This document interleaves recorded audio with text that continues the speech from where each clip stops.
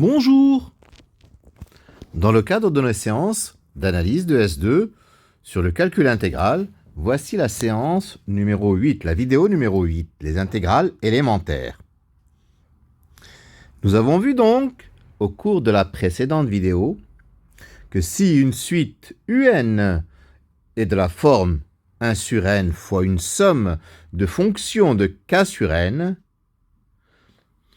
alors nous avons donc une somme de Riemann. Cette suite UN converge et sa limite sera intégrale de 0 à 1 de f de x dx. Donc l'objectif essentiel sera de savoir calculer une intégrale ou de chercher des primitives. Mais la recherche de primitives n'est pas toujours très facile. Pour certaines fonctions, il existe des techniques que nous allons passer en revue. Alors, parfois, certaines intégrales se calculent par le biais de simples transformations, comme nous allons le voir, à travers des exemples. L'exemple numéro 1. L'intégrale de 0 à 1 de x sur x plus 1 dx. Alors, comment transformer ceci? X sur x plus 1, c'est x plus 1 moins 1 sur x plus 1. C'est-à-dire 1 moins 1 sur x plus 1. Et donc, par linéarité de l'intégrale, je vais chercher une primitive de 1 et une primitive de 1 sur x plus 1, qui sont des choses élémentaires. Donc, ça nous donne x moins ln de x plus 1 à prendre entre 0 et 1, et ceci reste une question de calcul. Ça donne 1 moins ln de 2. L'exemple 2, intégrale de 1 à 2 de x plus 3 sur racine de x dx. Alors là encore, x plus 3 sur racine de x, je le décompose, x sur racine de x plus 3 sur racine de x. C'est-à-dire racine de x plus 3 sur racine de x, ou encore x puissance 1 demi plus 3 fois x puissance moins 1 demi. Intégrale de 1 à 2 de x plus 3 sur racine de x dx, c'est donc x puissance 1 demi, ça fait x puissance 3 demi sur 3 demi. Plus 3 fois, donc primitive de 1 sur racine de x, c'est x puissance 1 demi sur 1 demi, entre 1 et 2. Ce qui fait 2 tiers facteur de 2 puissance 3 demi moins 1, plus 6 facteur de 2 puissance 1 demi moins 1. Ce qui fait, en développant, 2 puissance 3 demi, c'est 2 racines de 2. Ça fait 4 racines de 2 sur 3, moins 2 tiers, plus 6 racines de 2 moins 6. Et par calcul, ça fait 22 tiers de racine de 2, moins 20 tiers. L'exemple 3. Intégrale de 0 à 1 de x plus 4 sur x carré plus 3x plus 2 dx. Comment va-t-on faire? Eh bien, nous allons décomposer la fraction x plus 4 sur x carré plus 3x plus 2, en éléments simples. D'abord, on factorise le dénominateur, on constate que x carré plus 3x plus 2, c'est x plus 1 facteur de x plus 2. Donc, on effectue une décomposition en éléments simples de la fraction. Ainsi, x plus 4 sur x plus 1 facteur de x plus 2 se décompose en a sur x plus 1 plus b sur x plus 2. Pour déterminer les réels a et b, les constantes, on multiplie donc par x plus 1 et on donne à x la valeur moins 1. Donc, on obtient que a égale 3. Ensuite, on multiplie par x plus 2 et on donne à x la valeur moins 2. On obtient ainsi b égale moins 2. Par conséquent, x plus 4 sur x carré plus 3x plus 2 égale 3 sur x plus 1 moins 2 sur x plus 2. Et donc, le calcul de l'intégrale devient aisé. Intégrale de 0 à 1 de x plus 4 sur x carré plus 3x plus 2 dx sera 3 ln de x plus 1 entre 0 et 1 moins 2 ln de x plus 2 entre 0 et 1. C'est-à-dire 3 ln de 2 moins 3 ln de 1, mais ln de 1, ça fait 0, moins 2 ln de 3, plus 2 ln de 2, ce qui donne 5 ln de 2 moins 2 ln de 3. L'exemple numéro 4. intégrale de 0 à 1 de 2x plus 5 sur x carré plus 1 dx. Là encore, je décompose assez facilement. C'est 2x sur x carré plus 1 plus 5 sur x carré plus 1. 2x, c'est la dérivée de x carré plus 1, donc la primitive de 2x sur x carré plus 1, c'est ln de x carré plus 1. Primitive de u' sur u. Et puis, primitive de 1 sur x carré plus 1, c'est arctangente x. Ce qui donne que notre intégrale vaudra ln de x carré plus 1 à prendre entre 0 et 1, plus 5 arctangente x entre 0 et 1. Ce qui donne ln de 2 plus 5π sur 4. L'exemple numéro 5. Intégrale de 0 à 1 de x moins 3 sur x plus 1, facteur de x carré plus 1 dx. X moins 3 sur x plus 1, x carré plus 1, c'est a sur x plus 1 plus bx plus c sur x carré plus 1. Pour déterminer a, on multiplie comme d'habitude par x plus 1 et on donne à x la valeur moins 1. Nous obtenons a égale moins 2. Ensuite, nous allons multiplier par x carré plus 1 et on donne à x la valeur i.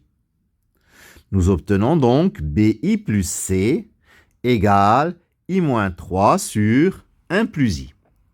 C'est-à-dire i moins 3 facteur de 1 moins i sur 2 en multipliant par le conjugué au numérateur et au dénominateur. Au final, ça nous donne moins 2 plus 4i sur 2 ou bien moins 1 plus 2i. Par conséquent, b vaudra 2 et c vaudra moins 1. Donc, l'intégrale de 0 à 1 de x moins 3 sur x plus 1 facteur de x carré plus 1 dx sera égale à l'intégrale de 0 à 1 de moins 2 sur x plus 1 dx plus intégrale de 0 à 1 de 2x moins 1 sur x carré plus 1 dx. La première se calcule facilement, c'est moins 2 ln de x plus 1 entre 0 et 1. La seconde, on va décomposer en 2x sur x carré plus 1 qui donnera ln de x carré plus 1. Et puis nous avons moins 1 sur x carré plus 1 qui va donner moins arctangente x. Donc le calcul donnera moins 2 ln de 2, plus 2 ln de 1, mais ln de 1 c'est 0, plus ln de 2 moins ln de 1, mais ln de 1 c'est 0, moins arctangente 1 plus arctangente 0. Arctangente 0 c'est 0. Ce qui donne moins ln de 2 moins π sur 4. Nous allons voir à présent comment intégrer des polynômes trigonométriques du type intégrale de a à b de polynômes en cosinus de alpha x et sinus de alpha x. La méthode, donc il faut linéariser le polynôme trigonométrique en utilisant donc les formules d'Euler. Les formules d'Euler que je rappelle, cosinus θ vaut eiθ plus e moins iθ sur 2, et sinus θ vaut eiθ moins e moins iθ sur 2i. Alors, une fois linéarisé, nous avons donc à intégrer cosinus alpha x ou sinus alpha x. Cosinus alpha x a pour primitive 1 sur alpha sinus alpha x. Et sinus alpha x aura pour primitive moins 1 sur alpha cosinus alpha x. Exemple 1, intégrale de 0 à π sur 2 de cosinus cube 2x, sinus 3x, dx. Cosinus 2x, c'est ei 2x plus ei moins 2x sur 2. J'élève au cube, j'obtiens 8 au dénominateur, et a plus b au cube, c'est a au cube plus 3a carré b plus 3ab carré plus b au cube, ce qui me donne cosinus cube 2x, c'est e 6ix plus 3e 2ix plus 3e moins 2ix plus e moins 6ix, le tout sur 8. Sinus 3x, c'est ei 3x moins e moins i 3x sur 2i. Je fais le produit, j'obtiens terme à terme, donc au dénominateur j'aurai 16i, et e6x fois e3x, ça fait e9x plus 3 E 5ix plus 3 EIX plus E moins 3ix. Donc, c'est tous les termes de cosinus cube de 2x avec E 3ix. Et puis, l'autre, c'est moins E, donc 3ix. Moins 3, E, moins 3, E, moins ix. Moins 3, E, moins 5, ix. Et moins E, moins 9ix. Plutôt, c'est ça. Moins E, moins 9ix. J'ai mis un plus, en fait, c'est un moins. Voilà. Ce qui donne un huitième de E 9ix moins E moins 9ix sur 2i, plus 3 huitièmes de E 5ix moins E moins 5x sur 2i, moins 1 huitième de E 3ix moins E moins 3ix sur 2i, plus 3 huitièmes de EIX moins E moins IX sur 2i, qui donne un huitième de sinus 9x, plus 3 huitièmes de sinus 5x, moins 1 huitième de sinus 3x, plus 3 huitièmes de sinus x. Par conséquent, l'intégrale de 0 à pi sur 2 de cosinus cube de x sinus 3x dx sera, je prends une primitive de chacun des termes, moins 1 sur 72 cosinus 9x, moins 3 sur 40 cosinus 5x, plus 1 sur 24 cosinus 3x, moins 3 huitièmes de cosinus x. En pi sur 2, tous ces termes-là sont nuls. En 0, tous ces termes-là, tous les cosinus valent 1. Ce qui nous donne 1 sur 72, plus 3 sur 40, moins 1 sur 24, plus 3 sur 8. C'est-à-dire, en réduisant au même dénominateur 360, 5 plus 27 moins 15 plus 135 sur 360.